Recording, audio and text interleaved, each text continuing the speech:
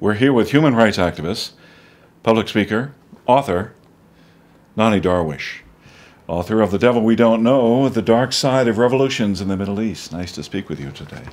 Thank you. First, tell us about your background. I was born and raised as a Muslim in Cairo, Egypt. I grew up in the 50s as a child in the Gaza Strip. And my father headed the Egyptian military intelligence in Gaza. Egypt at that time ruled Gaza. So my whole childhood was in the heart of the Arab-Israeli conflict. I was in the direct confrontation on the border between Gaza and Israel. And Egypt had headed the Fidaiyin operations under my father's authority against Israel. The word Fidai means a man who's ready to self-sacrifice his life. And they entered into Israel, caused as much damage and destruction as possible. And Israel was suffering, of course, from these attacks.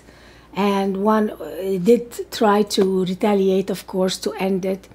And they had several assassination attempts on my father to end the Fidaiyin operations. And finally, they succeeded. And my father was killed. I was 8 years old. And I grew up in Gaza elementary schools. We never learned anything about peace or living in peace with the Jewish people. It was all about destroying Israel, destroying the Jews wherever we find them. And peace was never an option. It was all about jihad and martyrdom, unfortunately. And my father was assassinated and killed, and that was a big trauma, of course, in my life. We moved back to Cairo, and the president of Egypt, Gamal Abdel Nasser, came to our home to pay condolences because my father was a high-ranking officer. And I remember him coming in the home, in our home, and my mom made me and my siblings stand in line to greet President Gamal Abdel Nasser. And I remember him and his entourage asking us, which one of you kids will avenge your father's blood by killing Jews? And I remember very uncomfortable with that question, because it made me feel that if I really love my father, then I must hate Jews, I must want to kill Jews. And that's why I remember that question until today.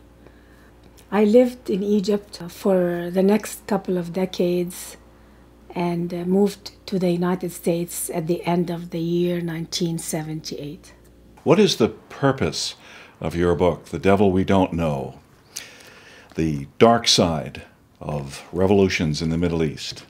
I wrote The Devil We Don't Know because the world was under the impression that finally the Middle East will have freedom and democracy. Finally, they will get rid of all these dictators. I was looking in Tahrir Square for some signs that will tell me that there is change, that change is coming, true change. But I didn't find it. I was looking for a sign that says separation of mosque and state. I was looking for a sign that says beating of a wife is not a man's legal right. I was looking for a sign that says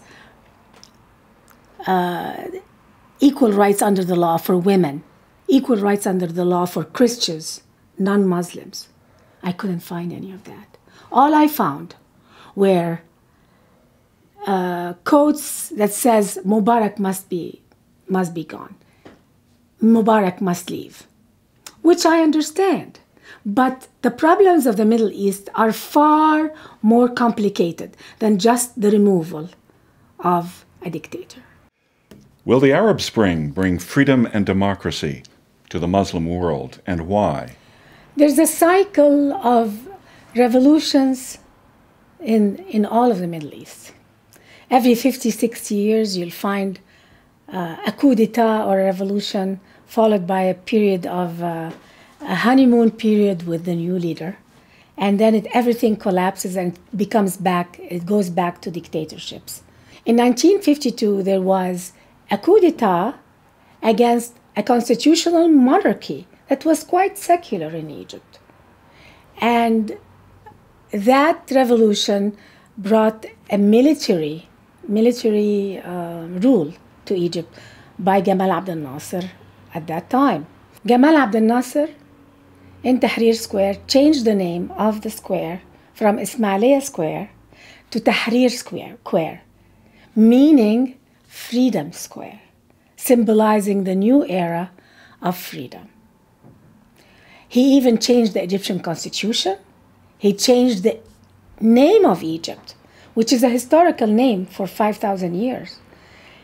Egypt is no longer called Egypt. It is going to be allied now with Arabia. The name of Egypt at that time was changed to the United Arab Republic, and the historical name of Egypt was removed. He also started a constitution for new flag for Egypt. It was, according to what he says, a new country is born. There was a lot of hope. But what Nasser brought to Egypt was one of the darkest periods of Egyptian history. Nasser turned Egypt into a tyrannical police state. He started a socialist system. He confiscated property of all the talented Egyptians, the hardworking Egyptians. He confiscated their property. A lot of Jews were kicked out of Egypt.